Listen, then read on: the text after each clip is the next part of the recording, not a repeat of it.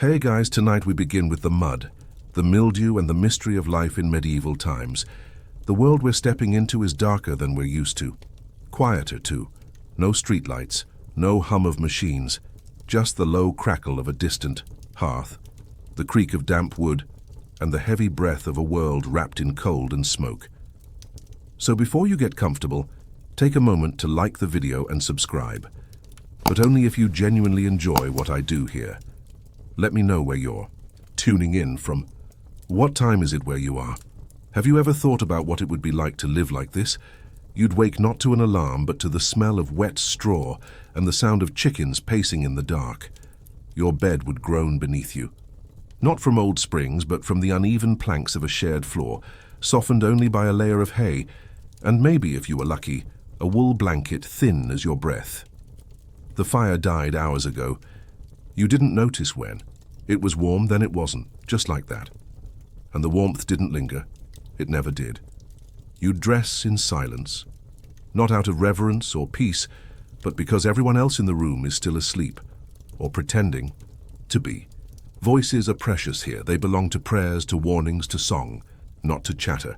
And when the door opens to the morning, if you can call that grey soup morning, your first step outside is not into a yard or street, but into mud. Not new mud, not clean, fresh, rain-soaked earth. This is old mud, ancient mud. Mud with memory. It sticks not only to your boots but to your thoughts. Yet somehow, despite the cold and the rot and the smoke, there is a strange kind of beauty to it all. A beauty in the slowness, in the silence, in the way nothing is wasted.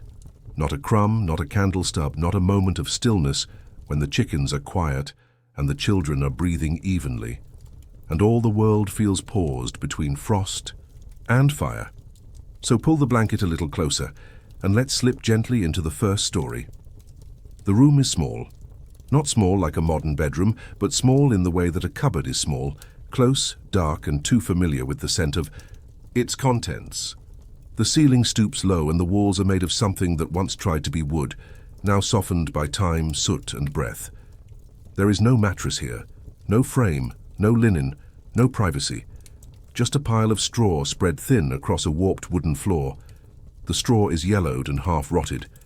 It crunches softly when you settle in, pressing flat beneath the weight of your body and everyone else's. They sleep side by side, skin to skin, breath mingling like invisible threads. Mother, father, the younger children, maybe a neighbor's, child whose roof caved in last month. A blanket, if it exists, is shared, not for comfort. For survival, the air is cold, even in your sleep. Cold that finds the crease of your elbow, the gap at your ankle, the breath that rises from your lips and curls back down like fog. There's no point in fighting it. The cold is part of the room, like the beams and the quiet snoring. You itch, but softly. Fleas nest in the straw, and you're used to them now. Sometimes they bite, sometimes they don't.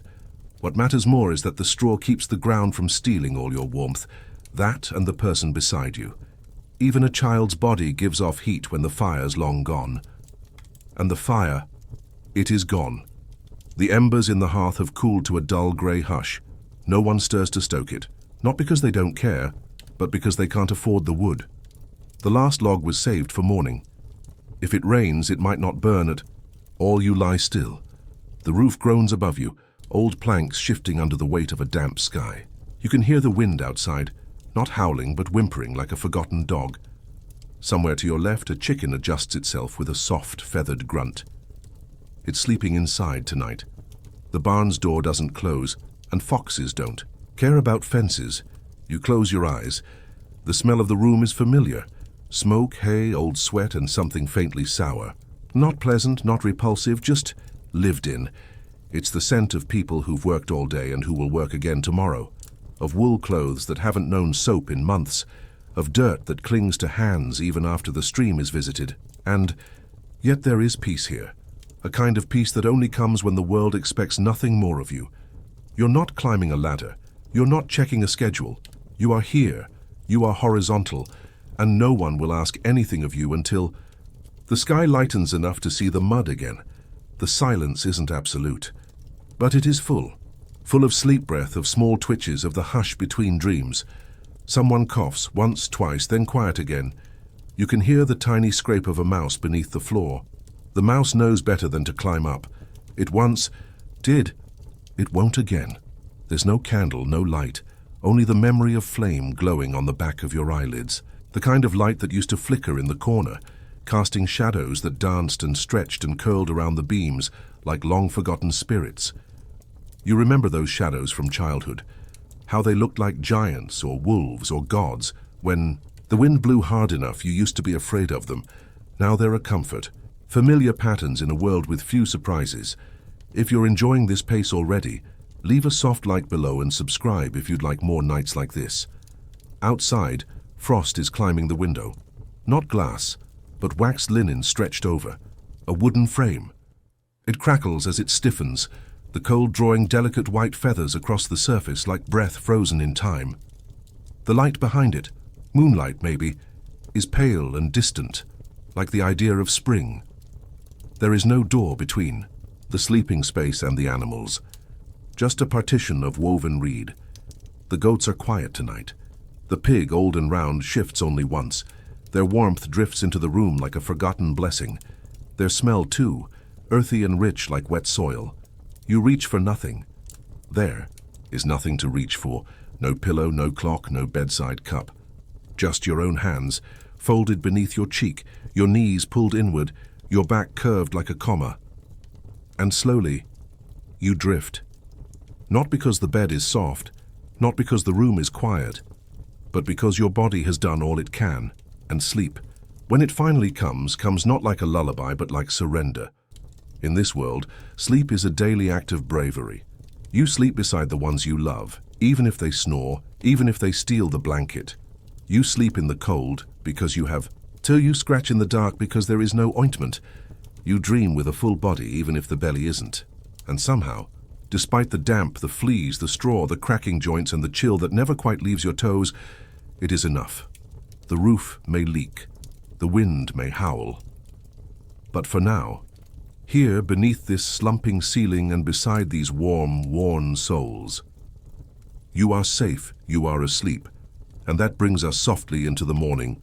The morning doesn't begin with sunlight, it begins with sound, a low, distant bell, not cheerful like a chime, but heavy, like it's been rung by tired hands. It doesn't call you gently, it reminds you that sleep was short, that hunger is real, that the day once again must be met. The room is still dark when your eyes open, not the soft darkness of curtains, but a cold, grey dimness, like morning, has arrived reluctantly and is still rubbing its own eyes. There's no clock to check, no snooze button to reach for, just the certainty in your bones and belly that it's time to rise. If you're still settling in, maybe leave a quiet like on this video and consider subscribing, only if it feels right. The straw beneath you is damp in places. Someone's elbow presses against your ribs. A child rolls over and murmurs something wordless. Outside, the chickens are already scratching. They've sensed the stirring. Animals don't need bells. You sit up, slowly, careful not to wake whoever's still dreaming beside you. The room smells like smoke and wool, like yesterday, like every day. Your breath clouds faintly in the air. It's colder now that you've moved. There's no basin for washing, no tap to turn. A wooden bucket near the door holds water brought in the night before. You splash it onto your face, sharp and silty like the river it came from. It doesn't refresh you. It reminds you that winter is coming. You wipe your face on your sleeve. There's no towel. There hasn't been one in years. The bread is waiting.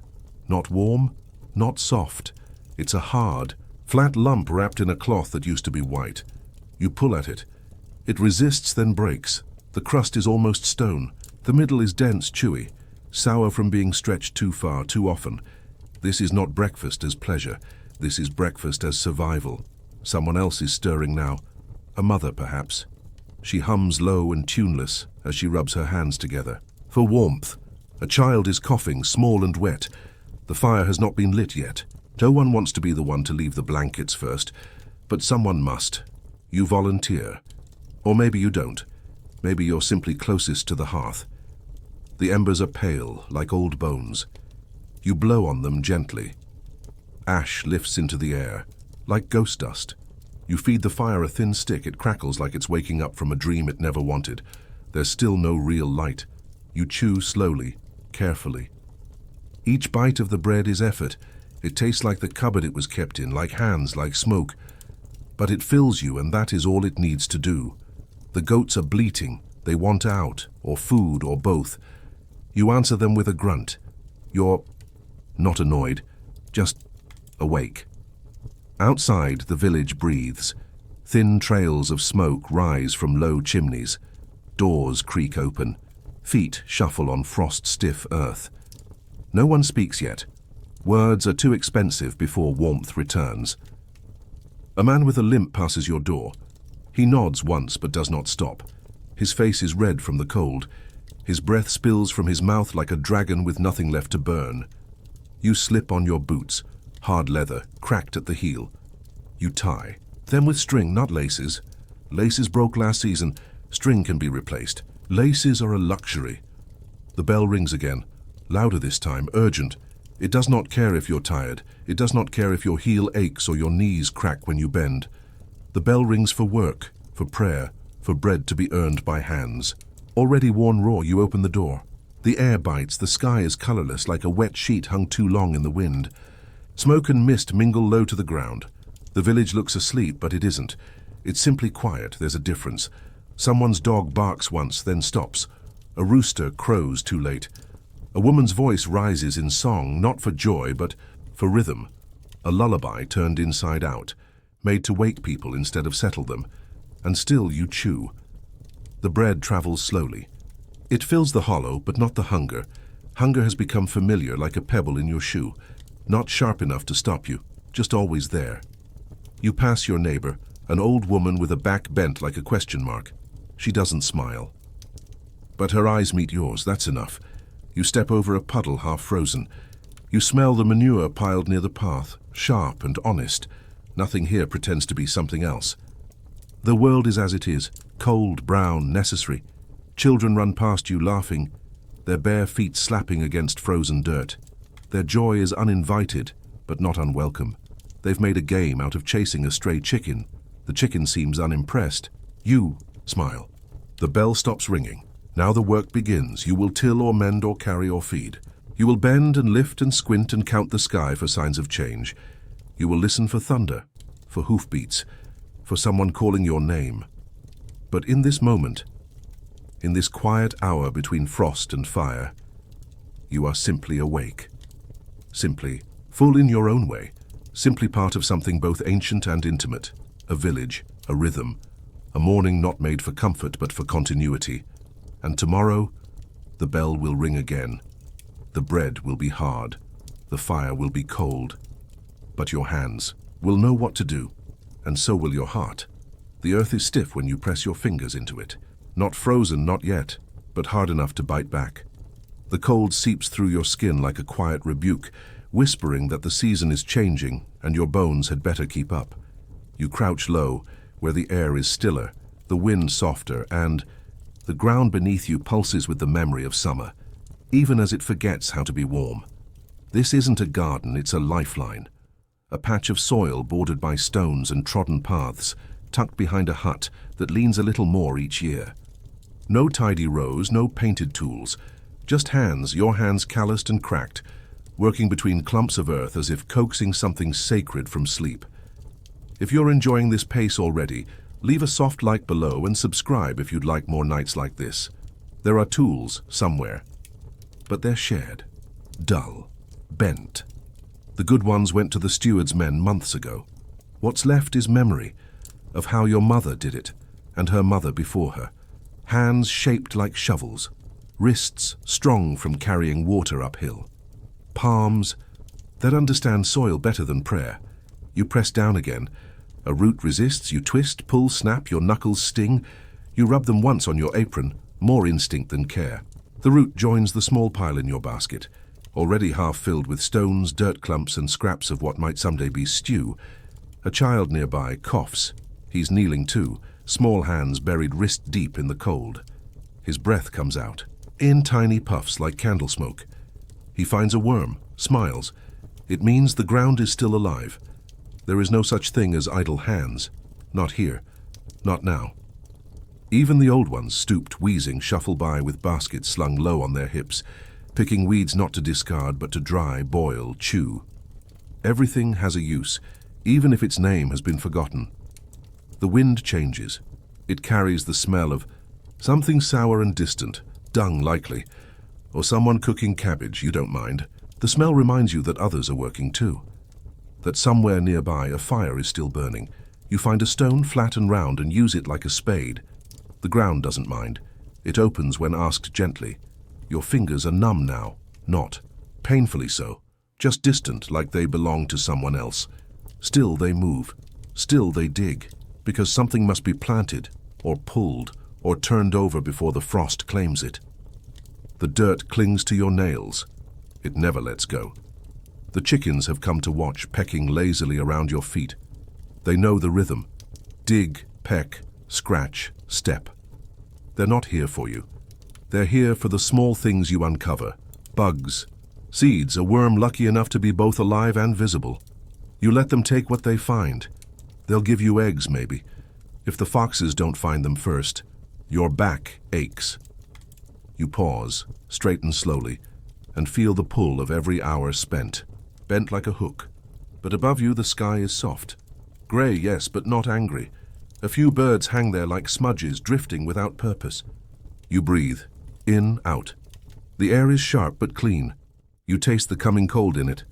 The child stands too. His nose is red. He holds up a radish, small, misshapen, perfect. You nod. He grins.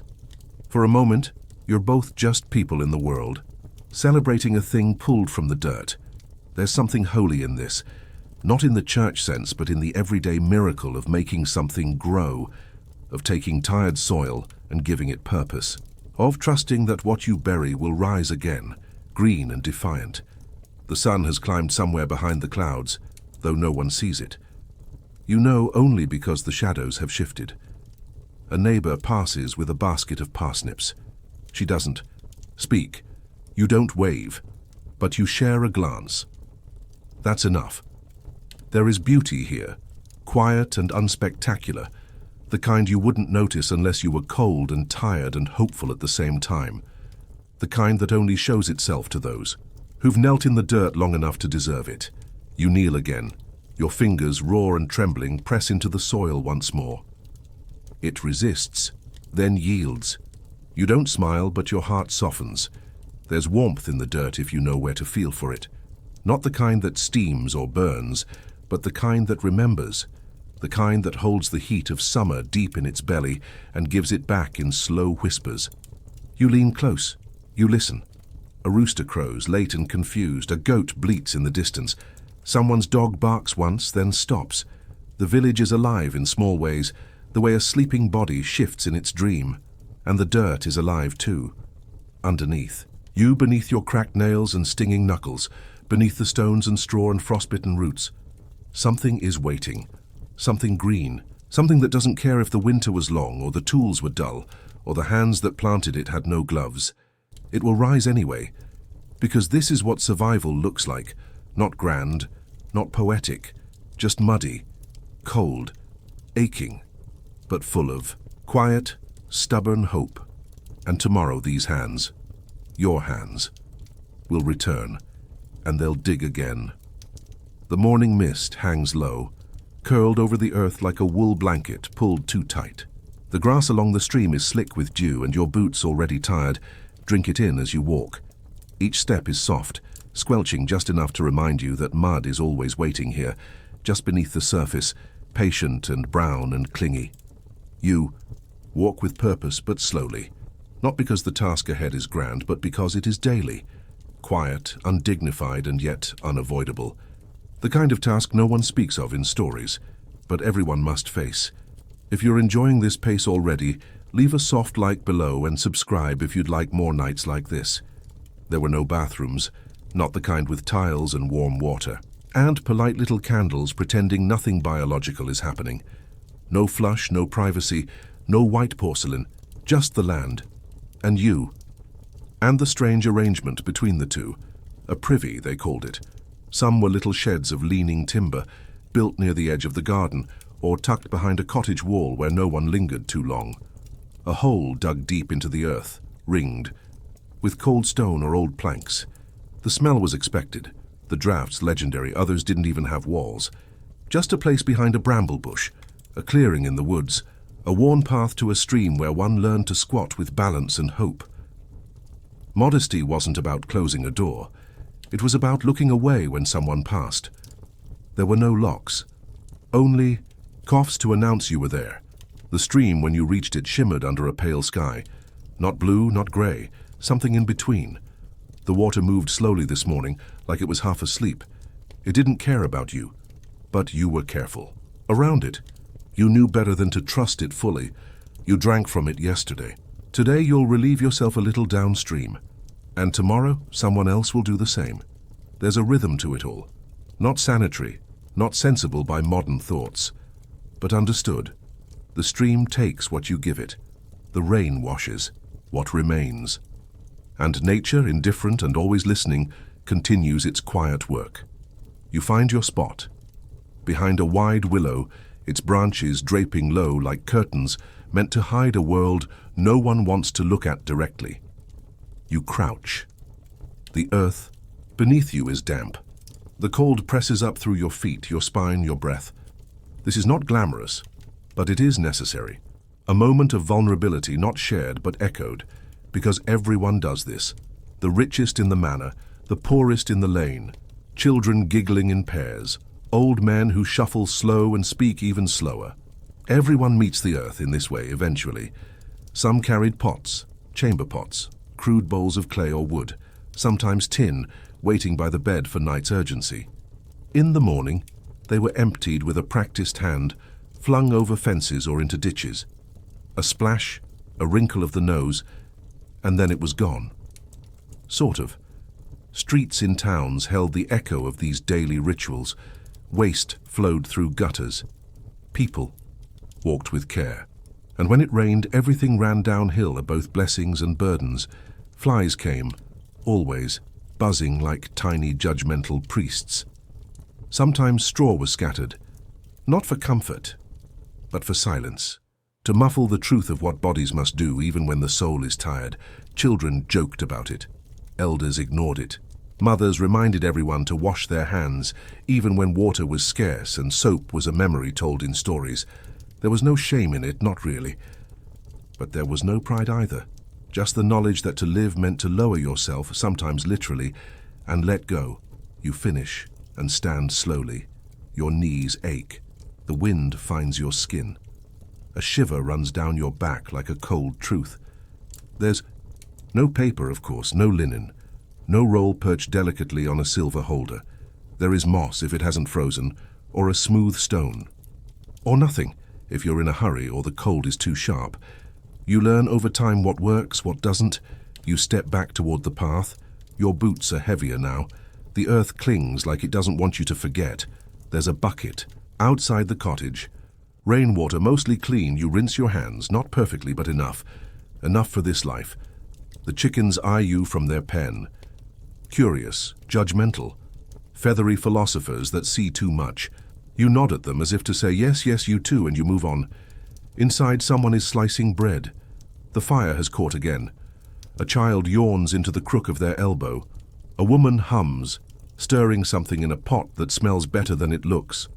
No, one asks where you've been. No one needs to, because this is life folded into its smallest acts, the body humbling itself before the day can begin. A moment not praised, not painted in stories, but remembered by your bones.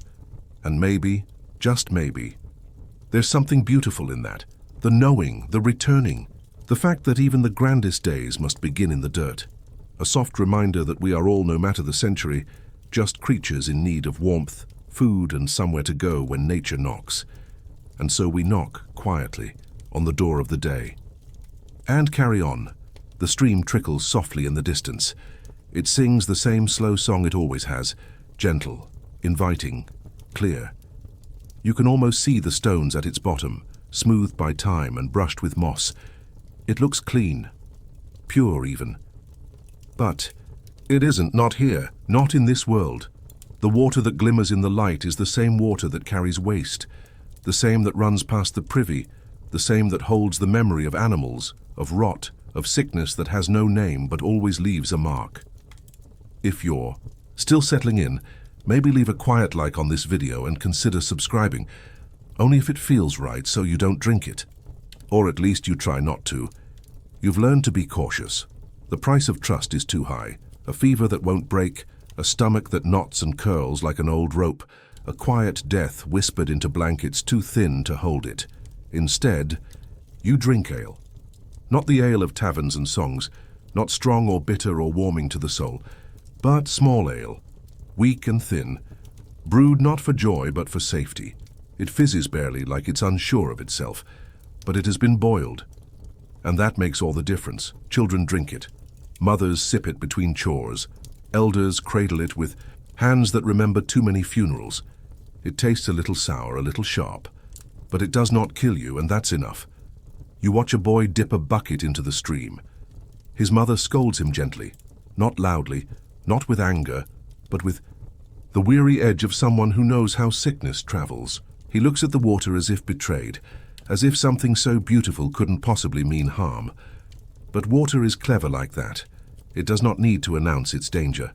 It flows quietly, like gossip, like grief, carrying with it what the eye cannot see. A sickness that waits, patient, invisible. Wells are safer. Sometimes you walk to one, slow and careful, balancing a wooden yoke across your shoulders. 2 buckets dangle from either side, empty now, but soon to be filled with what you hope will not turn against you. The well creaks as you lower the rope. Stone walls worn smooth from years of cautious hope. You listen for the splash. You feel the pull as the bucket descends into darkness. When it comes back, it's heavier, not just with water, but with worry. You sniff it, as if your nose could detect what your eyes cannot. You pour a little out first, for superstition, for safety. For no reason at all. The bucket rests against your hip as you walk home. Your arms strain, your feet slip on the muddy path. And still you are lucky to have access to something still, something deep, something that may not kill. In the corner of the cottage, water is kept in a lidded pot, covered not out of neatness, but protection, from flies, from dust, from mice that crawl silently across rafters at night. A ladle rests beside it, carved from wood, passed from hand to hand. The children are told, sip slowly, use what you need, not more, never more. Rainwater is collected when it comes. Barrels set beneath gutters, clay jars left open to the sky. But rain is unreliable. It teases, it whispers, it vanishes. And when it does come, it brings with it the scent of wet thatch and old leaves and the sharp promise of mud. Sometimes the sky forgets to give, and thirst makes people clever. They boil roots, they crush herbs, they drink thin broth and call it enough. They chew snow when it comes, knowing it burns the lips before it soothes the throat, and still sometimes they fall ill. A child shivers in the corner, pale, weak. A cloth pressed to their forehead, damp with water that's been boiled, cooled. Blessed. The mother sits nearby, whispering, not to the child but to whatever spirit may be listening. The fire crackles. The water pot steams. No one says it out loud, but they're all wondering, well, why was it the stream, the well, the cup someone forgot to rinse? Sickness has no courtesy. It arrives quietly. It does not knock, and once it settles, it lingers. But life continues, because it must. Someone brews more ale, someone collects more rain, someone dips the ladle carefully, trying not to think of what it might contain. You don't stop drinking. You can't. The body requires what it fears. And in all of this, there is a strange sort of reverence for the stream still singing, for the rain still falling, for the well still giving. Even when they betray you, they are part of you, and so you treat the water with care, with superstition, with fear and gratitude, wrapped tightly together like reeds in a basket. A man dips his face into the river, splashing it over his head, not to drink, to wake, to remind himself that he is alive, that the chill can still reach him. His dog watches from the bank, unimpressed. Somewhere, upriver, A woman scrubs a tunic with a flat stone. She hums a song passed down from someone whose name she no longer remembers. The song is older than the stream, but the stream carries it forward. The water keeps moving, and you learn to move with it. Carefully, respectfully, with a heart that remembers the cost of comfort, because here even a sip can be sacred or fatal, and knowing the difference is what makes you wise. The day does not begin with a decision. It begins with the weight of knowing it has already started. Long before your eyes open, long before the cold air touches your cheeks, the world is already turning, and you must catch up to it. Outside, frost clings to the rim of a bucket. The sky is a dull sheet, neither promising nor cruel, just indifferent. The ground, still wet from the night, waits for feet, for tools, for pressure, and the hands, when they remember, the same tasks, the same aches, the same stretch of hours ahead. If you're enjoying this pace already, leave a soft like below and subscribe. If you'd like more nights like this, there's no such thing as a day off. Not here, not in a life carved from fields and fire and fatigue. Rest is not a right, it is something stolen in fragments, a pause between shovel strokes, a breath after lifting, a slow blink beneath a winter sky. Children carry bundles twice, their sighs, their feet slipping in muck as they shuffle forward. Not because they're lazy, but because they've already done too much. Their fingers are raw from pulling weeds that never asked to grow. Their backs are curved not from age, but from repetition. Younger still are the ones in charge of goats, small shadows in the pasture, wrapped in rough wool and silence, keeping animals company, because their hands are too small for plows, but too capable to waste. And the grown ones, they do not speak of tiredness. What would be the point? They carry buckets of stones from one side of the field to the other. They dig and redig. They pull, they bend, they turn soil that refuses to be kind. The work does not end when the job is done. It ends when the body decides it can no longer pretend. A woman mends cloth with eyes barely open. Her needle moves, with rhythm, not attention. The fabric is stiff from ash and damp, but it must hold another season. Her knees are swollen. She does not complain. A man swings an axe with arms that remember the motion more than the reason. He splits logs for firewood that will be gone by morning. His boots are caked in dirt. His breath comes out in clouds. He sings a song under his breath, not for joy, but for rhythm, to keep the blade moving, to keep himself moving. Meals are breaks, but never long. A crust of bread, a slice of turnip, a mug of broth gone cold before the last sip. Eaten standing, eaten walking, eaten while a baby cries or a sheep limps or a pot threatens to boil over. No one waits for you to feel better. No one tells you to take your time. Time has already left. There are no holidays, not truly. There are feast days when the work changes shape, from digging to preparing, from mending to baking, from shepherding to slaughtering. Celebration is labor, just more colorful. Even prayer is active. Kneeling hurts, folding hands burns. The stillness is filled with weight, the kind that presses into your spine and your ribs and your wrists. And yet, they pray. Not because they have the time, but because they do not. The sun climbs slowly, but it never feels enough. When it is high, you feel it not on your skin, but in the way the mud begins to dry and the sweat begins to itch. When it is low, you feel the cold reclaim your fingertips. Your arms ache, your knees resist, your breath shallows. But there is one more row to plow, one more sheep to gather, one more log to stack, and so you do. Collapse is not theatrical. It does not come with drama or a cry for help. It comes quietly, in a fall that looks like a rest, in a nap taken before a task is finished. In the way a woman leans against a fence post and forgets to stand again. Sometimes others notice. Sometimes they don't, and still the world turns. Sometimes in the stillest hours, when the fire has gone out and the tools have been laid down and the children have fallen into dreams stitched with exhaustion, someone may whisper, "Was today enough?" Not for pride, but for survival, and that is the only measure. Not how well it was done, but whether it was done at all. The body, no matter how broken, still rises with the dawn, still reaches for the yoke, the basket, the blade, still walks out. into fields that do not say thank you, into barns that never offer warmth, into kitchens that always expect more. But within all this, within the endlessness, there is something noble. Not grand, not visible to those who do not live it, but noble still, because to work like this, to move without rest, to give even when you have nothing left, is to live, not just to survive, but to live. And when night comes again, and the fire flickers, and the hands curl inward from fatigue, there is no applause, no ceremony, only a bed of straw, a cracked bowl, a heartbeat that slows just for a moment, and the promise that tomorrow it will all begin again. The hearth is low tonight, just a few embers nestled in ash, glowing like tired eyes in a dark room. The wooden beams above creak gently as the wind presses against the thatch, whispering its usual songs through the cracks in the roof. Beneath those beams, two people sit on opposite sides of a narrow room. They do not speak.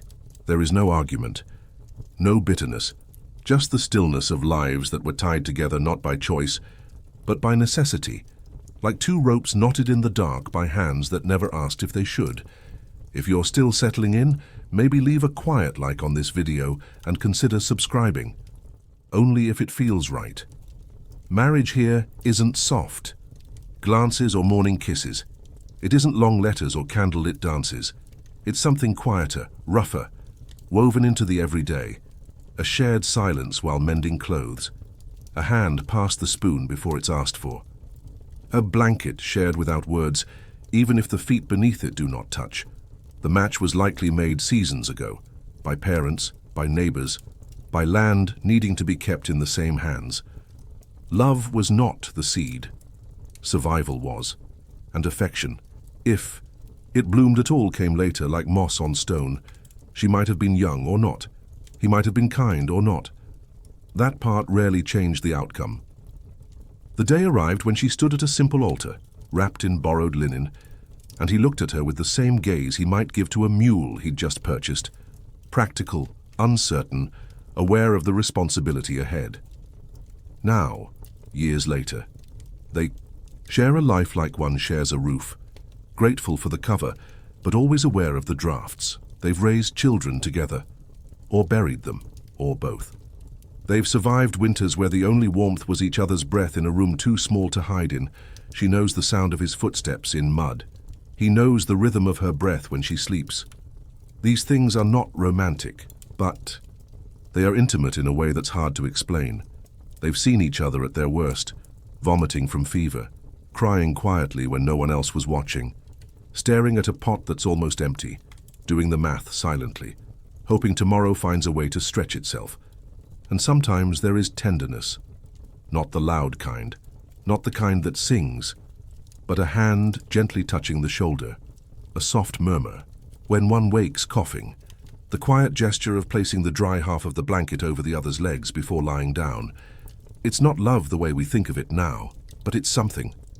Children ask questions sometimes. Did you love Papa? They ask while shelling peas on the floor. She smiles but doesn't answer. There are things too complex for the tongue, too heavy to lift with just words. Instead, she stands, ladles soup into his bowl first, and sits beside him as they eat in. Silence. That's the answer. There were moments in the beginning when she imagined escape, when she stared out of the window, wondering if another life might have fit her better. One with softer hands or warmer eyes, or the chance to choose. But seasons passed, and those thoughts became quieter. Not because she gave up, but because she filled her days with other things. She learned his moods, he learned her silences. And somehow, without ceremony, the life they shared grew roots deep enough that even longing couldn't pull them free. Sometimes they remember when they were strangers. Sometimes they forget.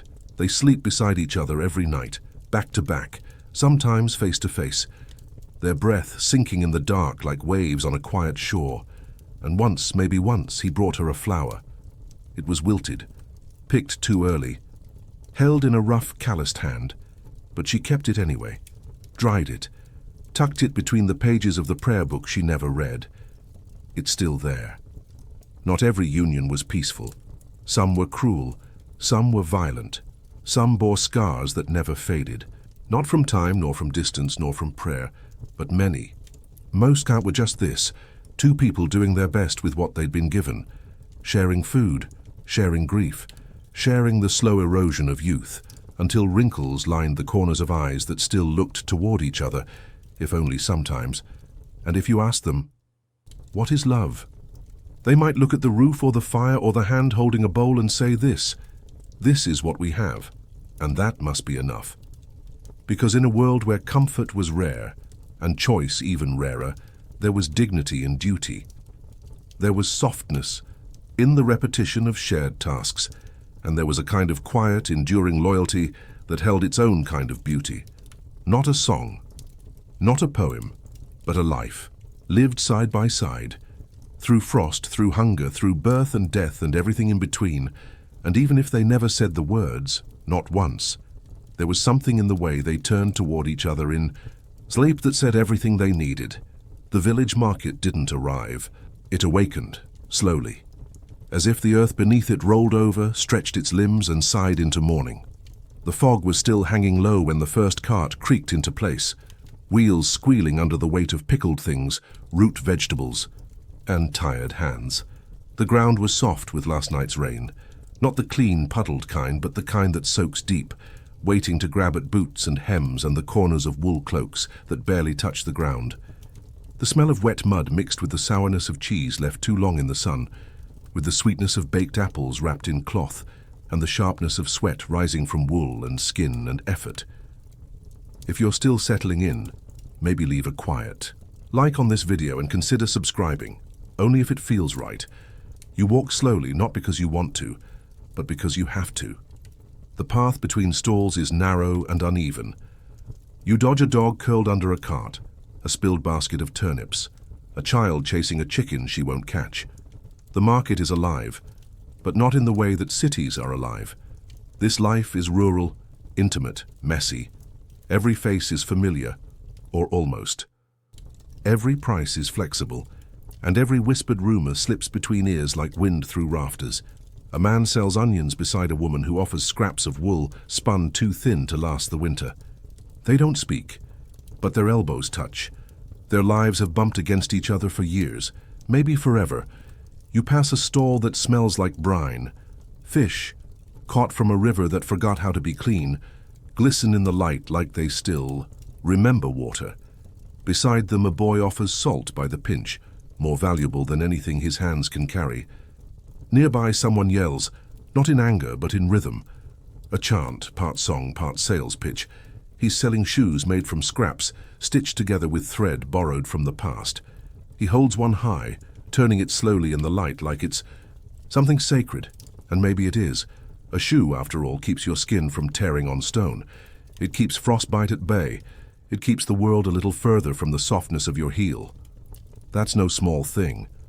You stop to examine a basket of dried herbs, lavender, sage, something that might be thyme. The old woman behind the stall has eyes like wet stone. She watches you, not suspicious but steady, as if she knows more about your joints than your own doctor would. You buy a small bundle, not because it will cure anything, but because the scent makes you remember a better meal than today's. The market is loud, not with music, but with noise, overlapping voices, goats protesting their prices, babies announcing their presence with furious shrieks, women laughing through missing teeth. It is chaos shaped into a square. And somewhere, beneath it all, a fiddle starts to play. Just one, soft, meandering, like it's trying to walk without stepping in the mud. You can't find the player, but the sound finds you. It pulls at something inside your ribs. A small boy offers you a cup of something warm. He doesn't say what it is, you don't ask. It burns your throat and numbs your tongue, but you drink it anyway. He nods, then disappears into the crowd like smoke. Someone drops a wheel of cheese. A dog is quicker than its owner. Victory is declared with a tail wag and crumbs left behind. Not everything is sold. Some things are bartered, a chicken for a comb, a jar of honey for 2 cracked bowls, a song sometimes for a place to sit. It's all fluid, this economy of need and kindness. And timing, there's no fixed value, only perceived worth. You find a store that sells old books. Their pages are stiff from moisture, their covers frayed like linen left in wind. You run your fingers over the spine of one, and for a moment, forget where you are. Words still have weight even when no one can read them. The butcher's table is crowded, not with people but with flies. Meat, freshly cut, hangs like a warning or a promise. Blood trickles slowly down the side of the wood. A woman picks up a rib with bare hands, nods once, then walks away, leaving coins that clink like distant bells. There's a quiet art to knowing when to speak and when to move. You don't linger too long in any one place, not because you're rushed, but because the square keeps pushing, folding, weaving you through its center, like a thread through cloth. Someone plays a drum now, 2 boys dance. Their steps are clumsy but joyful. A man claps in time. An old woman watches with a smile so slow it looks like it's remembering something. The market isn't beautiful, it isn't clean, but it is something else, something vital. A place where all things meet, hunger and hope, rot and rhythm, grief and gossip. By noon the sun is higher, but the clouds have returned. Shadows fall long across the trampled earth. Stalls begin to empty. The fiddle fades. Coins jingle. Cloaks are tightened. You carry home your bundle of herbs, a scrap of cheese, 2 bruised apples, and the warmth of noise still tucked in your ears. Behind you, the square exhales. It has given what it could, and tomorrow it will open its muddy heart again. The cottage smells like old wood and boiled cabbage. There's a faint sweetness in the air too, the kind that clings when something's been cooking for hours, or maybe even days. Outside, the wind presses softly against the walls, as if trying to listen in. Inside, a pot hangs over a low fire. It bubbles slowly like it's dreaming. The stew isn't rich, it's not meant to be. It's thin, with more water than meat, more root than flavor. But it's warm. And in a world like this, warmth counts for more than taste. If you're still settling in, maybe leave a quiet like on this video and consider subscribing, only if it feels right. A woman stirs with a long wooden spoon. She doesn't measure. There's no recipe, just memory of what goes in first, of how long to wait, of what the children will eat without complaint. She knows when it's ready by the way the scent changes, how the air grows heavier, how the silence of the room begins to lean toward the hearth. You tear off a piece of bread. It's hard, rough, slightly sour, the kind that talks back when you bite into it. The crust resists your teeth. The middle, dense and tired, clings to your tongue like a story it doesn't want to finish. You don't mind, it's food. Sometimes the bread has mold, not blue and soft like cheese, but green and sharp, curling at the edges like something trying to leave its body. If it's only a spot, you scrape it off with your thumb. If it's more, you cut around it. If it's everywhere, well, you eat it anyway and hope your stomach is stronger than your eyes. Nothing is wasted. Not crusts. Not peels. Not the bones of yesterday's bird. Even rot has its uses, if not for people, then for pigs, for chickens, for soil. Everything that dies feeds something else. That's the way of things. You dip the bread into the stew. It softens. Finally, the broth soaks in, makes it gentle. There's a carrot, thin and stringy, a few grains, a strip of something that once was pork, now boiled down to a whisper of its former self. And still you savor it, because food isn't just sustenance. It's rhythm. It's memory. It's the thing that brings everyone to the same place. The hearth, the bench, the crooked table made from a door and 2 stones. The children sit shoulder to shoulder, slurping from shared bowls. One of them giggles. Another drops a bit of turnip into her sleeve for the dog. The dog, old and patient, waits nearby with eyes that have seen every stew made in this home since its roof first leaked. Sometimes the pot stays on the fire for days. New bits added to old broth. A never-ending meal, constantly becoming. A handful of barley here, a cup of river water there, a bone that still holds some marrow. The flavors deepen, even if the ingredients don't. And it's in this act, this long, slow boiling, that something sacred happens. You take what little you have, you stretch it, you coax it. You stir it with care, knowing it has to feed not just bellies but hope. In the corner, an old man dips his bread, lets it sit in the broth too long, then lifts it to his mouth with both hands. His fingers shake, his lips tremble, but he smiles. Not because it tastes good, But because it's warm, because it's enough, because it's still here. A neighbor knocks once, then enters. There's no ceremony. She brings half a cabbage, offers it without words. It's added to the pot, slowly, respectfully, and in return, she gets a bowl. No one measures. Fairness is felt, not calculated. Later, someone brings apples, small, bruised, soft at the edges, but sweet where it matters. They're sliced thin, placed on the edge of the hearth to soften further. The children watch them curl, their edges browning like old paper. One child sneaks a piece, gets caught. Laughter follows. It feels good. You watch the fire flicker. It reflects in the bowls, in the eyes of the people gathered around it. It makes the stew shimmer. Makes the bread look golden even if it isn't. You chew slowly, not because you're full, but because you want the moment to last. Food is rare, but joy is rarer. So you let it linger. The night grows deeper. The bowls are emptied. The pot simmers on. The bread is wrapped in cloth and set near the fire, not to keep it fresh, but to keep it from freezing. You lick your fingers, not out of habit, but out of reverence, because in this world of cold winds, hard beds, and aching limbs, a warm meal shared in silence is a miracle, even if the bread was hard, even if the stew was thin, even if the rot had to be scraped off before the first bite. Because hunger, like love, makes us grateful for what's left. And so, as the coals dim and the room quiets, you tuck the last slice into a small wooden box. Not for tomorrow, but just in case. Just in case the morning forgets to bring enough. And just like that, the day ends, not with feasting, but with enough. And sometimes, and enough is everything.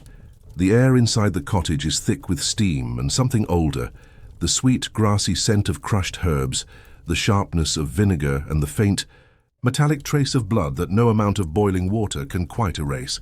A fire smoulders low in the hearth, more smoke than flame now, curling toward the ceiling where bundles of dried leaves dangle like sleeping bats. In the corner, a woman hums. Not a song with words, just a thread of sound meant to keep her own. Hands steady. Her sleeves are rolled past the elbows and her fingers are stained green from yesterday's salves, brown from dirt, red from this morning's cut that wouldn't stop bleeding. So before you get comfortable again, take a moment to like the video and subscribe, but only if you genuinely enjoy what I do here. The wounded boy lies on a straw pallet. His eyes flutter in the half-light, shifting between sleep and fever. His shirt has been cut away. The gash on his side is deep, not fatal, not yet, but it bites into the soft curve of his ribs like the edge of winter. She kneels beside him, wipes his brow with a cloth soaked in rainwater and crushed yarrow. Her hands move like they've done this before, many times. Too many. Each wound a memory, each scar a whisper from a past she carries inside her apron. Folds. There are no credentials here, no books, no scrolls, only instinct, only passed down knowledge. Recipes spoken in kitchens. Rituals remembered through mothers, midwives, and moments too urgent to allow forgetting. Sometimes she prays, not because she expects a miracle, but because the words fill the space between hope and helplessness. Because in the quiet between pain and recovery, a whispered psalm can feel like a balm. She opens a small wooden box. Inside, cloth strips torn from old underthings, a curved bone needle, beeswax salve darkened by ash, a vial of something thick and bitter. She doesn't flinch. She measures with her eyes. Her thumb traces the boy's wound, gently, but not hesitantly. Around her the room watches. A mother bites her lip. A brother paces the floorboards, counting footsteps instead of prayers. A dog whines from the doorway, as if it understands what silence means here. She begins the stitch. One thread. Then another. The skin pulls. The boy gasps. She presses her hand to his chest, not to quiet him, but to anchor him, to remind him he's still here, still held, still whole enough to hurt. There is no clean linen, no sterile light, just fire glow and breath. The thread is rough. The blood darkens it quickly, and still she sews. Some wounds are cleaner than others. A kitchen cut, a child's scrape, a blister from rope. These are easy. Salve, wrap, wait. But others carry shadows, a festering boil, a fever that won't break. A pain that travels the body untraceable, blooming in silence like mold behind a wall. For those she has other tools. Leeches sometimes, kept in a jar by the window, squirming, lazily in stale water.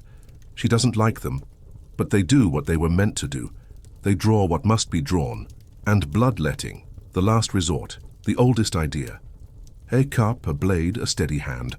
She has done it when she must, not proudly, but with purpose.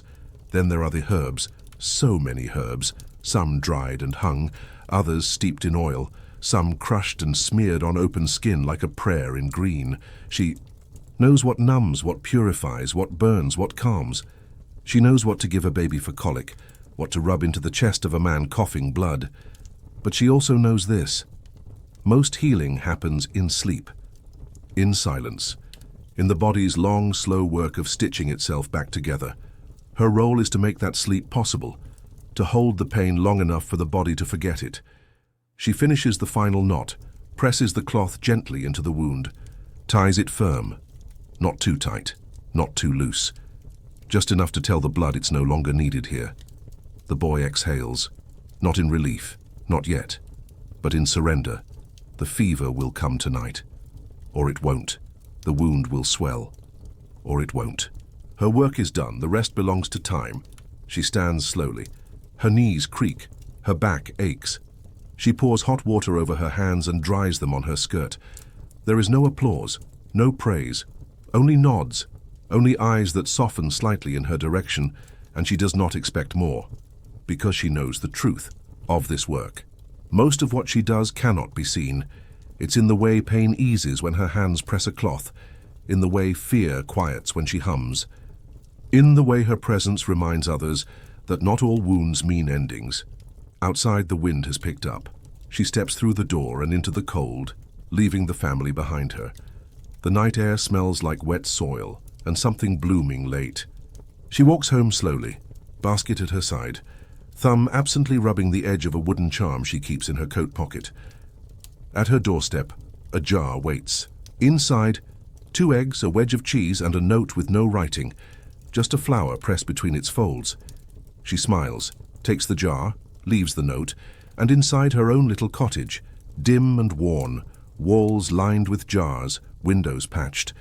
With waxed cloth, she boils water once more, for tomorrow, for the next wound, for the unending, intimate act of trying not to die. And if, in her sleep, her fingers twitch, it is only because they have memorized the shape of healing. The sun doesn't set in a village like this, and it slips away, quietly, without ceremony. One moment, there is the dim orange haze of evening slanting across the floor. The next, just shadow, cold shadow, and the long breath of a world that no longer wants to be seen. The fire is stoked before the last light leaves, not for warmth, not only, but to keep the darkness from pressing too close to the door. If you're still settling in, maybe leave a quiet like on this video and consider subscribing, only if it feels right. Nights in this world are not silent. They breathe. They creak, they groan. The wind presses against the thin wooden walls like a lost animal. Rafters whisper as if remembering storms from years ago, and sometimes, from the forest's edge, there comes the cry of something wild. A wolf, maybe. Or something worse, imagined only in dreams and mothers' warnings. The children curl closer. Not all fear is loud.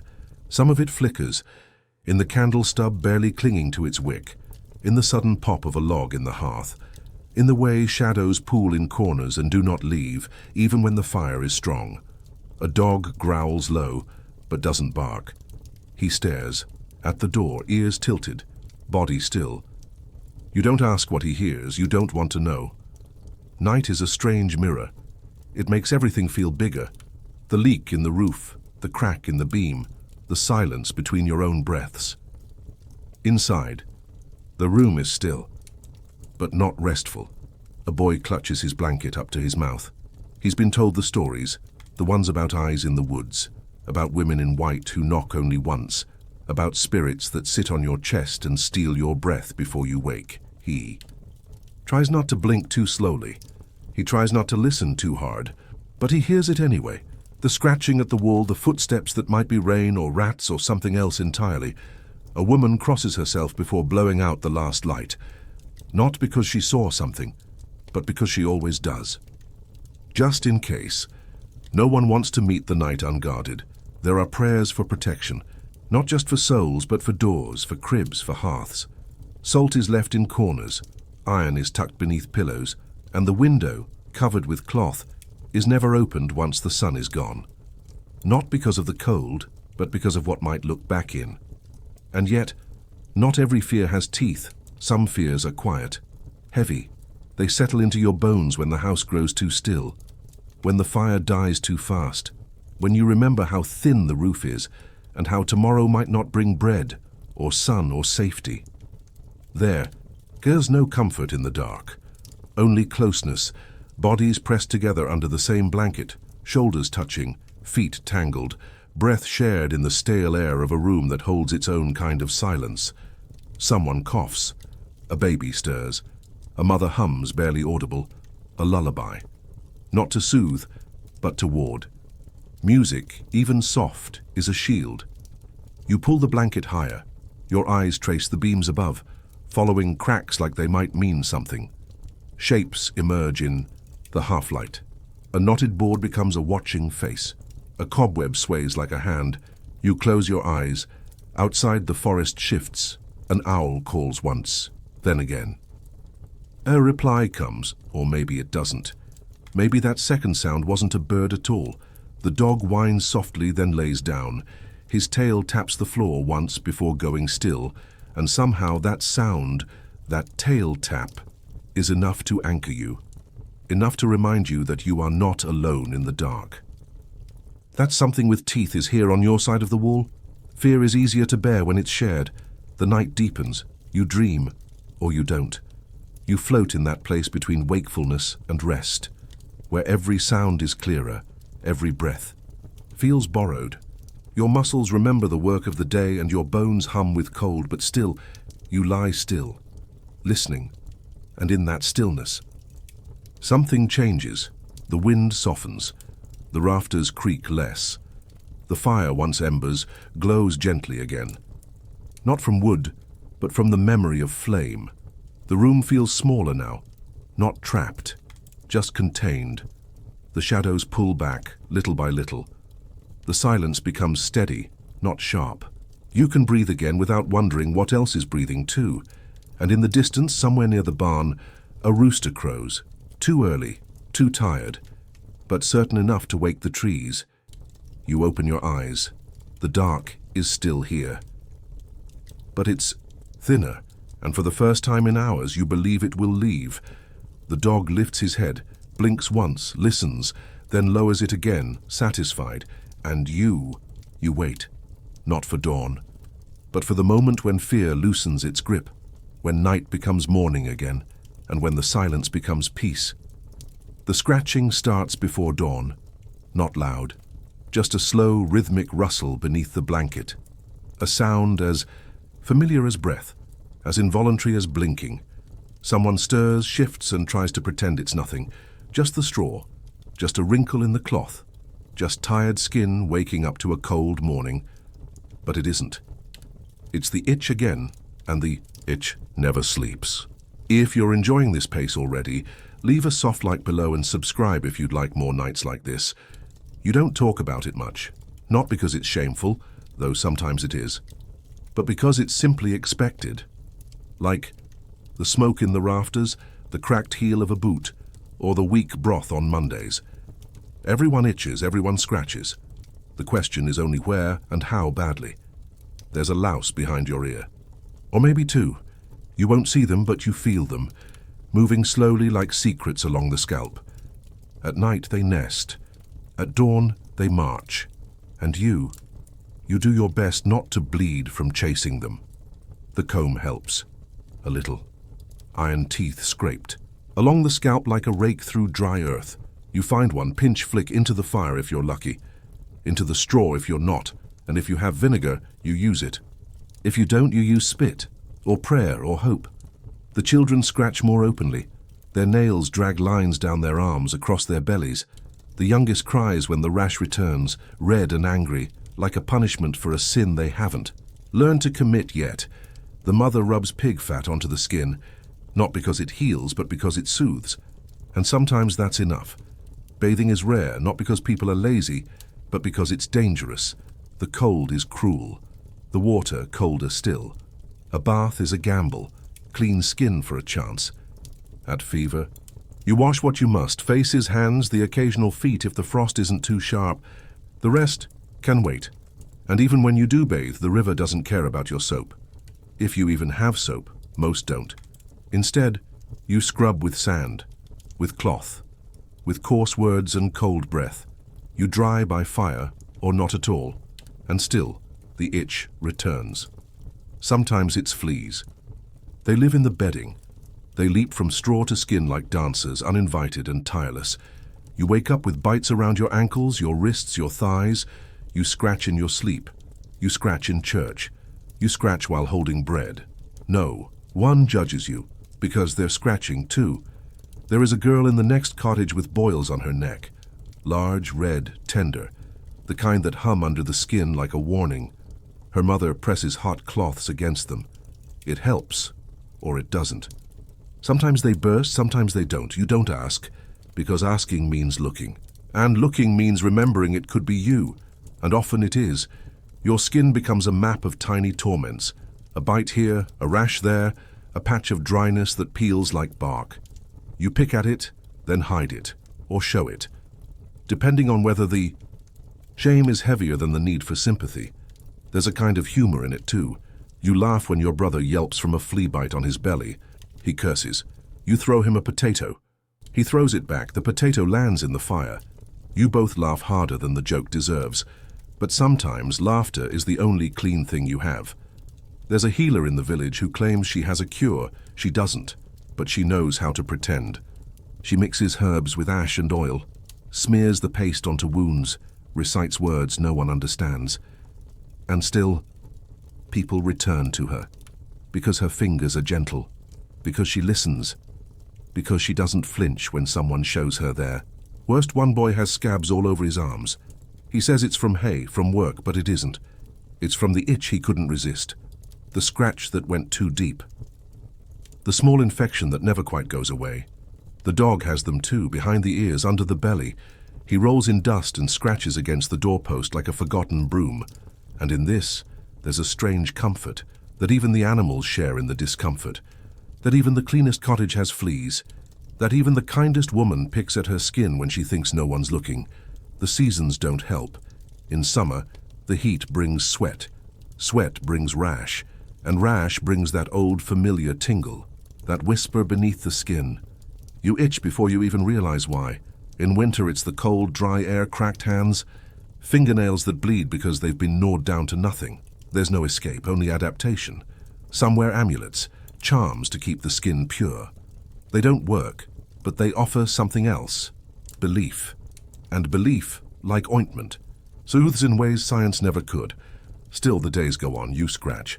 You wince, you laugh, you hide the scabs, you tear them open again. You soak a cloth in broth and dab it against the rawest spot. You whisper apologies to your own body, and your body forgives you. For now, the night comes. You nest into the straw. The dog curls by the door.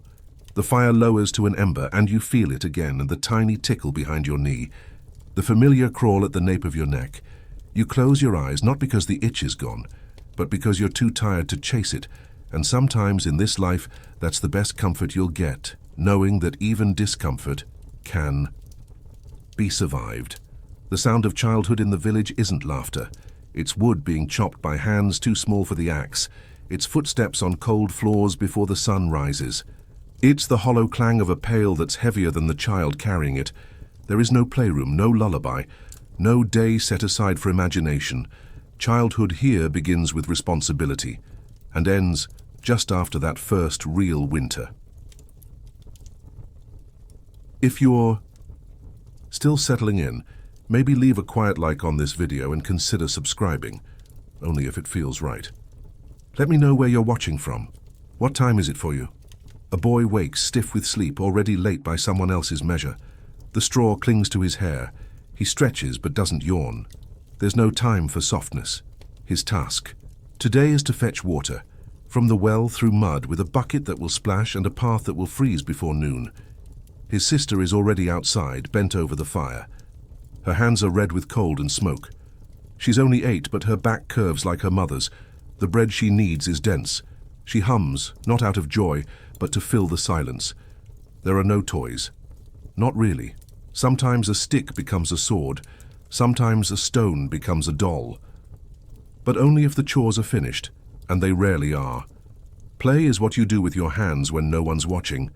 It lasts for seconds, a kick of a rock, a hop over a puddle, before someone calls your name and the illusion breaks. Lessons come from repetition, from mistake, from scraped knees and burned fingers. There is no parchment, no chalkboard, no alphabet. A child learns how to mend, how to sweep, how to gut a fish without flinching. They learn which berries are safe, which goats lie, which adults can be trusted, and which cannot. And they learn quickly, because childhood isn't a season here. It's a window, a brief one, and it closes early. A boy becomes a ploughman before his voice deepens. Her girl becomes a mother before she learns what love isn't. They age beneath the weight of expectation, and no one marks the transition with cake or candles, only calluses. And still, sometimes there's joy. There's a moment when the chores are done early, when the sky softens just before dusk, when a group of children gather at the edge of the woods, breath misting in the cold, eyes wide with a kind of wonder that hasn't yet been taught out of them. They chase one another through frost-bitten leaves. They pretend they are wolves or kings. They scream into the branches not because they are frightened, but because they can, and no one is there to hush them. For a few fleeting minutes, the world forgets to be hard, but always it remembers. And the voices that called them in return, and the pots that still needed scrubbing, and the baby that must be rocked, not with songs, but with motion, always motion. Discipline isn't harsh, but it is constant. A mistake isn't punished with cruelty. It's punished with more work. You forgot to shut the pen. Then you gather the chickens, you broke the bowl, you carry your stew in your hands, you overslept, you go without, they learn, and sometimes they rebel. A skipped chore, a stolen egg, a nap taken in the loft when no one was looking. Small rebellions, like weeds in a neat row, tolerated for now. Because even the adults remember being that child, not with fondness, but with understanding. One girl is given a piece of cloth. She's told it will be her apron when she's big enough. So she carries it everywhere, sleeps with it, wraps her doll, a lump of bundled twine is in it. She doesn't know what it means to be a woman, but she knows that one day she'll be expected to knead dough, to carry wood, to hush a crying baby with her own sore arms. And so she watches. She listens. She becomes. In this village, childhood is not a chapter. It's a prologue. It teaches just enough to survive what comes next, the marriage, the harvest, the burial. And yet, in the spaces between, in the crack between sunrise and responsibility, there's beauty. A game whispered in the loft above sleeping goats, a smile between sisters while sweeping the same floor for the 10th time, a secret snack hidden under a board, shared in quiet glances.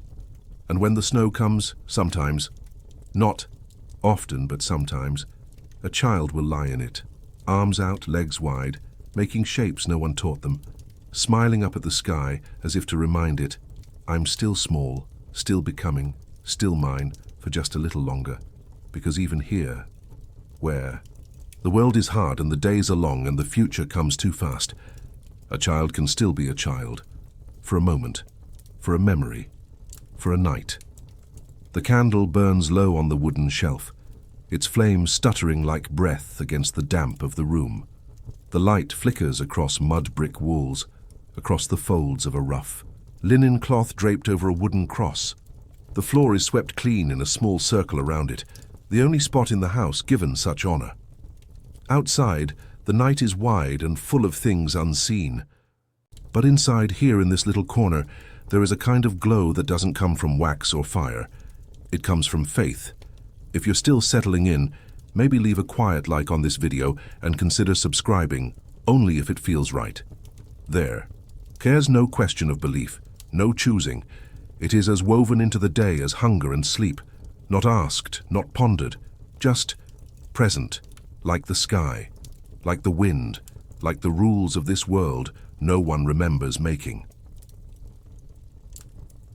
A mother kneels beside the Yao, bed whispering prayers not for miracles but for endurance, her hands clasped, her voice too soft for the sleeping children to hear. She doesn't ask for comfort, only strength, for the harvest to last, for the roof to hold, for the cough in her youngest not to mean what it so often does. In this place, prayers aren't spoken with fanfare. They are stitched into silence, into the stirring of porridge, into the folding of blankets, into the scraping of a pot for its last warmth. The day begins with the sign of the cross traced over a sleepy forehead, not always carefully, but always there, a protection, a rhythm, her tether to something unseen that promises to watch when no one else can. And the church, the one made of crumbling stone and ivy and bells that ring whether the sun shines or not, is not just a place to worship. It's a place to be counted, to be seen, to remember that even the poorest of the village are known by name at least once a week.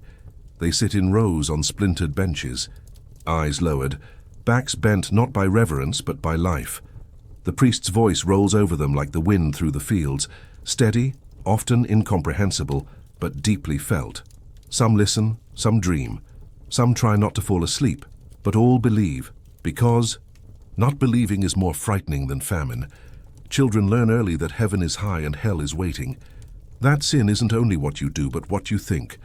That angels see everything, even the things your mother doesn't, especially those, a stolen apple, a whispered lie, a laugh at the wrong time, all recorded in a book no one has ever seen but everyone knows exists.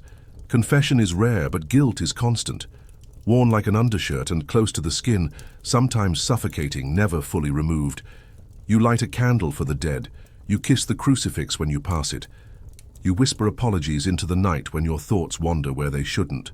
There are saints for everything, for lost sheep, for sick babies, for aching backs and broken wheels, and you call on them like neighbors, not expecting them to arrive but hoping they're listening through the walls. Sometimes a miracle happens, a fever breaks, a cow survives a winter, a child wakes on the third day when all believed they wouldn't, and when it does, you don't question it. You light another candle, you bake bread and bring it to the church. You offer thanks, not with words, but with effort. More work, more patience, more silence. There are feast days too, holy days that shimmer like gold dust on the calendar. And time for processions, for firelit vigils, for songs sung in languages few understand but everyone feels. The village gathers, candles held high, smoke rising into the dusk like prayers with shape. Children watch, wide-eyed. Some laugh, some fear. All remember, faith lives in those moments, but it also lives in darker ones. In the moment before you open a letter with black ribbon, in the ache of an empty cradle, in the heavy pause after bad news whispered over bread. It is in the way you keep praying anyway. Even when the answer is silence, even when the miracle doesn't come, you hold your beads. You trace the same words. You kneel because standing feels too proud for grief, and still as you hope, because hope is not a luxury here. It is the currency of survival. And faith, however cracked or quiet, is the flame that keeps it burning. When everything else goes cold, there is comfort in confession, in knowing that even the ugliest parts of yourself have been seen before, that others have envied, lied, failed, despaired, and yet the sun still rose. There is comfort in ritual, in knowing what to say, when to bow, when to whisper, when to be still. Because when the world is uncertain, faith is the only thing that doesn't move, and so you pass it on, to children too young to question, to neighbors too tired to ask, to yourself, when your hands tremble and the candle goes out, and you're not sure if anyone's listening. You pass it on, and in that act alone, something holy flickers back to life, because faith in here is not loud, not grand. It's the warm breath over a cold bowl of soup, the clumsy blessing over a scraped knee, the whispered prayer before sleep, and even when the sky is black. And the wolves are close, and you light the candle anyway and believe just enough to make it through the night. The first sign is the smell. Not smoke, not soup. Not the damp scent of turnip stew simmering quietly for the third day in a row. This is different. This is meat. Real meat. Roasted, spiced, and turning slowly over an open flame. The scent snakes through the village like a promise, waking noses, before it reaches mouths, and suddenly people remember. It's a feast day. If you're still settling in, maybe leave a quiet like below and subscribe if you'd like more nights like this. Let me know where you're watching from. What time is it for you? Once a year, if the harvest didn't fail, if the animals stayed fat, if the priest agreed the signs were right, the village came alive. Not with survival, but with celebration. The kind of joy too big to fit inside a regular day. It doesn't begin with fireworks or banners. It begins with scraping. Pots dragged out from where they've been hiding. Tables patched together from planks and dreams. Dresses shaken loose from storage, smelling of wood smoke and lavender hung too long in the rafters. Children bathed, truly bathed, scrubbed until their cheeks are red and their hair curls in ways forgotten by dust. The air feels warmer on feast days, even if the wind still cuts through sleeves. There's music, played on instruments missing strings, carried by hands missing notes. But no one cares, the rhythm is enough. The melody finds its way between mismatched chords. A boy runs past with ribbons tied to his wrists. A woman stirs a pot big enough to feed the entire street. A man laughs too loudly at nothing, simply because laughter itself has become a kind of prayer. There's dancing too. Slow at first, hesitant, like the ground might give way if joy steps too hard, but it doesn't. And soon, feet stomp, skirts spin, hands lift. A grandmother claps, a baby squeals. Someone spills cider and apologizes to the earth. The table fills. Slowly, loaves of bread shaped like suns and snakes. A pie with a crust so cracked it looks like old parchment, but still disappears in minutes. Stewed apples, fresh butter, things you only hear about during chores, spoken in whispers while folding laundry like myth or memory. And meat, a whole animal, roasted and glistening. Its scent alone enough to hush a crowd. No one pretends it's normal. No one feigns restraint. They eat like they've been waiting a year, because they have. For one day, hunger waits its turn. Even the animals sense the change. The chickens wander closer. The dogs, usually swatted away, are fed scraps without scolding. Our cat curls beneath the table, catching crumbs and compliments. Someone sings. It's not a performance and just a voice rising up without invitation, cracked and breathless and perfect. The others join, not in harmony, but in heart. A hymn, a lullaby, a ballad about rain or bread or sorrow turned sweet. The sun hangs longer, as if reluctant to leave. Shadows stretch across the square. Faces glow with cider and the rare feeling of fullness. Teeth flash, eyes crinkle. Wrinkles deepen from smiling instead of frowning. And in the quiet corners, behind barrels, near doorways, under trees, people pause. They lean into one another. They share secrets or silence. They hold hands without purpose. A mother smooths her daughter's hair. A father lifts a sleepy boy to his shoulders, pointing toward the stars just beginning to appear. Not everyone celebrates the same way.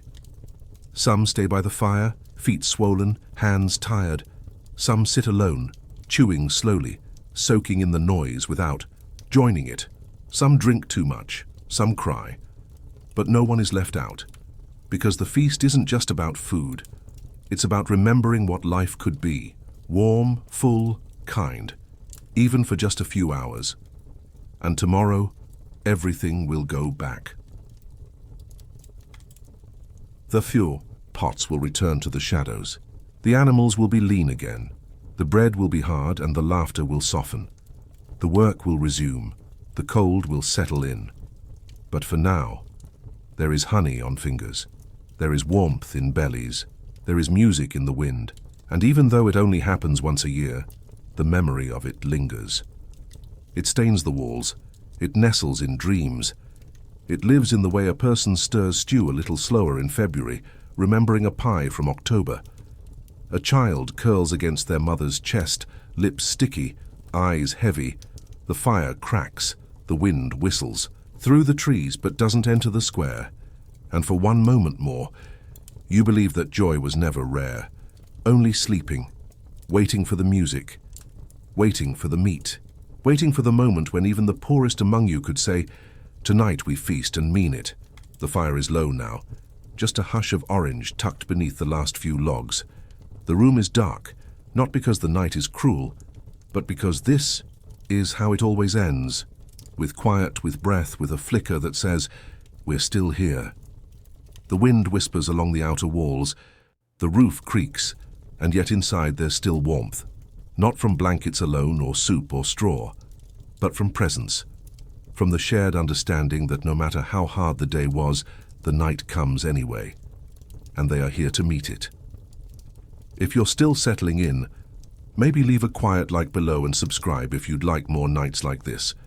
There was never glory in their days, no celebrations for a mended roof, no parades for a full pot, no songs written about the way they carried water uphill with aching backs and frost-bitten fingers, and yet that there was a kind of nobility in it, a beauty that didn't ask to be seen, a woman washing clothes in a frozen stream, her hands red, her feet numb, her breath visible, not heroic, just necessary. Man stooping to gather a broken chicken egg before the rats find it. A child whispering prayers to a splintered wooden cross nailed to a crooked wall. No one would write their names in books, but their lives wrote themselves into the land. They didn't think of themselves as strong. That's something we say now, from a world with soft pillows and warm showers, but they endured. And there's a difference. Strength stands tall. Endurance kneels. Endurance carries on when the roof leaks, when the flour runs out, when the fever won't break. It gets up. It feeds the fire. It rocks the baby. It walks into the snow because someone has to. There were moments of softness, two small ones. A shared crust of bread that tasted sweeter because it was shared. A laugh during chores that echoed louder than the hammer on wood. A kiss pressed to a forehead, not out of romance but ritual, a way to say, "I'm here. You're not alone." They didn't chase happiness. There wasn't time, but they found it anyway, in the cracks between hardship, in the smell of fresh hay, in the steam from a bowl of soup, in the sound of geese returning in spring, proof that time, though cruel, also remembers to give back. They were poor, but poverty wasn't shameful. It was common. What mattered wasn't what they lacked, but what they kept: pride, kindness, the skill of making something out of nothing. A broken broom became a toy sword. A patched dress became an heirloom. A burnt loaf still fed someone. They were builders of memory, even if they didn't know it. The hands that churned butter are gone now. The eyes that watched the forest line for danger have closed. The backs that bent beneath buckets of water have long since straightened into dust, but they mattered, because they made morning possible, and they made the world, not through invention or war or wealth, but through rhythm, through doing what needed to be done. They passed on more than genes. They passed on recipes and gestures and the art of quietly continuing. They taught that dignity isn't about being clean. Sometimes it's about scrubbing your child's face with the last bit of water and drying it with your sleeve. It isn't about standing tall.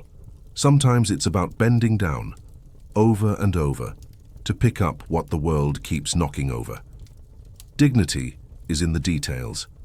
The way someone ties a scarf around their head before lighting the fire.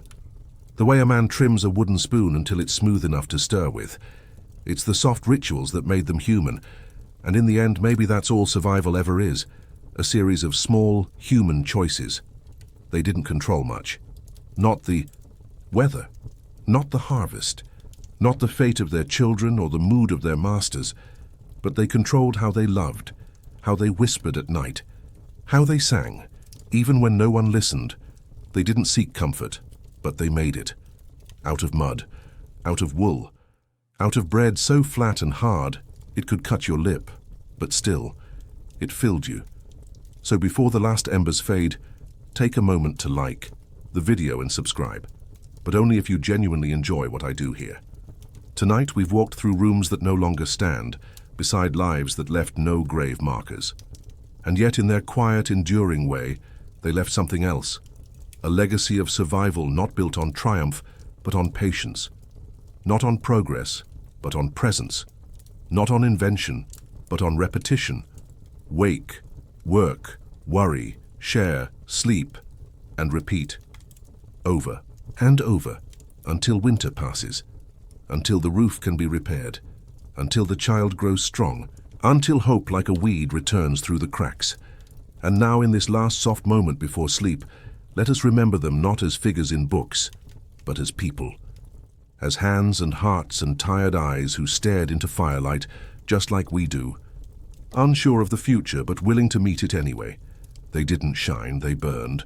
Slowly, quietly, like a candle pressed against the dark, they lived, dim, flickering, but never gone.